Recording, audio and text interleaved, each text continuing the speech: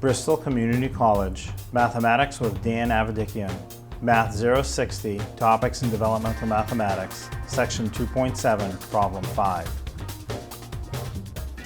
This is Section 2.7, Problem 5. It says find the least common multiple for the numbers 24 and 32. So what this problem means is we want to find the smallest value that both 24 divides into evenly and 32 also divides into evenly. What is that number? And you could guess at it and eventually get it, but the more mathematical approach is to do it through prime factorization. So let me start with the 24 and find the prime factorization of that, and I'll do that off to the side here. 24, there are many ways you can start to multiply to make a 24. The first thing that pops into my head is 4 times 6. That multiplies to make a 24. And the 4 and the 6 can both be broken down a little bit further. 4 is 2 times 2, 6 is 2 times 3.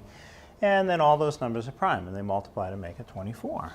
So where I have repeated primes for 24, I'll use an exponential notation. Instead of writing all three 2's, I'll just write it as 2 to the third, and then times 3. And I'll do the same thing for the 32. What primes multiply to make a 32? So 32, let me start off with 4 times 8. And again, that's not the only way to start, but however you start, in the end, you'll get the same primes that multiply to make a 32. So the 4 can be split into 2 times 2. The 8 can be split into 2 times 4. So the 2's are done. I'll just bring those straight down without splitting them.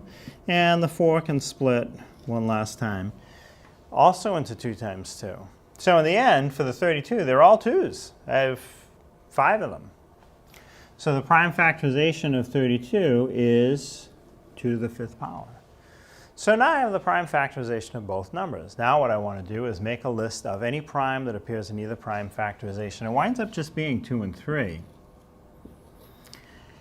And then next I want to consider the exponents. Where I have exponents, I want to choose the higher exponent. So for the 2, I do have some exponents. I have 3rd power and 5th power.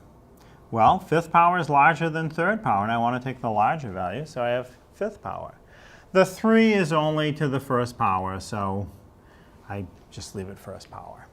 And then the last thing I do is I multiply that out. So 2 to the 5th times 3. So I have to do 2 to the 5th, 2 times 2 times 2, 5 2's multiplied together, times 3. Well, I'll save myself a little bit of work. I can multiply all that out, but I see from my work over here, 5 2's multiplied together for sure is 32.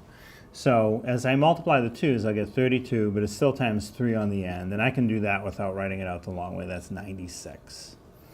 So my answer for the least common multiple is 96. And again, what that answer means is 96 is the smallest value that both 24 will divide into evenly and 32 will also divide into evenly. And why that's important is if 24 and 32 were denominators in a problem that had fractions, then 96 would be the lowest common denominator.